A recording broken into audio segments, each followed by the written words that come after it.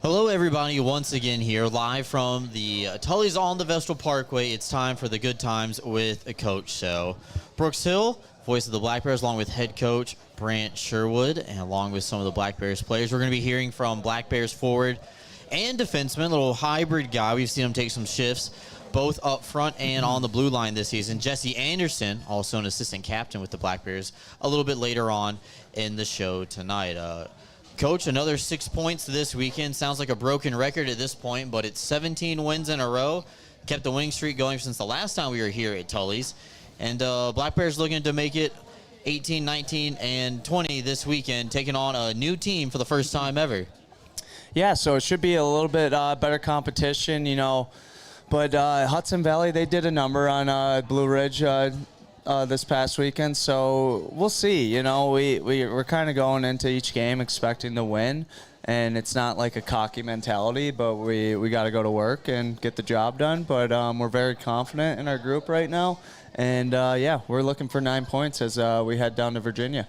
Yeah, first time ever the Black Bears are going to be taking on the Blue Ridge Bobcats. They did not meet in the Bobcats' inaugural season last year, and all 3 games in the season matchup will be this upcoming weekend at the Hitachi Energy Arena. That's located in Wytheville, Virginia. I know, Coach, you used to play right nearby Wytheville over with the Rail Yard Dogs not too long ago, but exciting to see a new team for the first time also play in a different building. They've done a lot of improvements to the Hitachi Energy Arena since what they debuted with last season, and they do have a smaller environment than what the Black Bears are used to playing at home, but when they pack it and the fans are right on top of you there at that arena, it can get pretty loud and it can get pretty rowdy in a hurry. So it seems like a tin can, so yeah.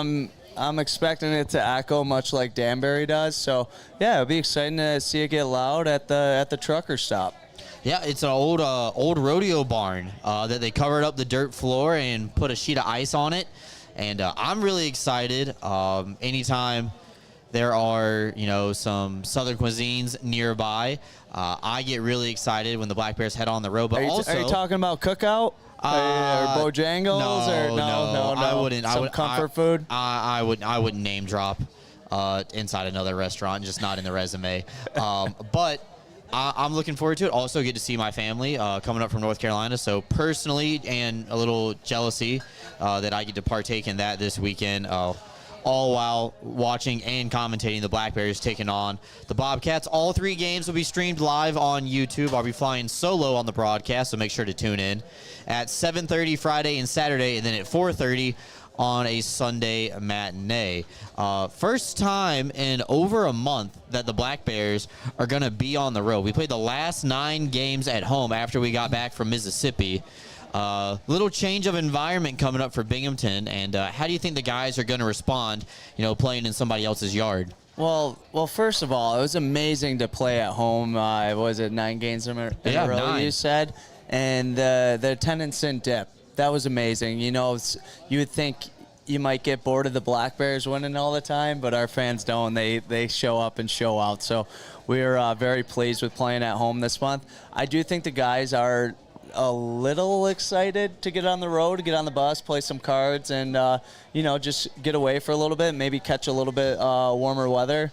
I don't think it's going to be too much of a difference, but it should be exciting to get back on the road and get to know each other in a different light. It's been refreshing the last couple of days, minus Saturday, of the warmth starting to sneak in here in the southern tier. I've been excited that the snow's melted out of the yard and out of the driveway, so you don't have to shovel it. And then you don't have to take the car to the car wash as much as what you have been doing. So hopefully the snow is gone. That's my personal preference. But we're going to the mountains in Virginia, so you have no idea what it's going to be like in a mountain town. So I'm looking forward to it. I think a change of scenery, change of venue is going to be nice for the guys.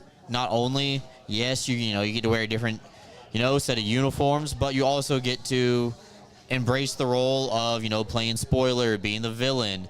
The way that Blue Ridge is marketing this game, or this series, I should say, is, hey, the best team in the league is coming into our building, and we have a chance to, give the team that's on the hottest win streak of the season we can knock them off that pedestal. And we talk about it all the time, but giant target on the Black Bears' back coming into Virginia for the first time. You know what? We've had it all year, and I do think we like playing the spoiler, and we want, teams to know that we are the best team, and we want to dominate them in, every facet of the game. So that's what we're looking to do when we come down to Virginia and, have a little fun on the road and, be the villain. Well, a whole lot can happen. 3 games in 3 days. Haven't had that in a while since we went to Mississippi. And we did that in the Mississippi Coast Coliseum, and we did it a couple of times this year as well. So you think that we're seeing any changes in terms of, who's going to play with who? Obviously we know the goaltenders are going to rotate in the 3 games in 3 nights, but any insight onto what you're thinking about? There'll be a few changes. We got some guys hurt, and then we have a prior commitment with Ando. He's heading away for a wedding, so we granted that a long time ago. That's why we're putting him to work tonight on the coaches show. But other than that, it's next guy up mentality, and I believe in our depth, and I think any guy can step up into any position and help this team out. It's a very understood group that, hey, when your name's called, you got to step up and make it happen. Speaking on that, I heard in an interview with Gavin Yates over the weekend, and it was nice to hear this coming from a player's mouth, not just a coach's mouth. But Gavin was asked about the depth of the team, how it compares to last year and, the previous championship team that he was on in Watertown when he was playoff MVP. This year's team would beat last year's team, and then they would smoke that Watertown team. That's what he said. He said 10-0, but then he kind of reeled it back a little bit. He's like, okay, maybe not 10. But I love the confidence, though. Yeah, and it's nice to hear that from a player. The belief in our room is, we can get it done, and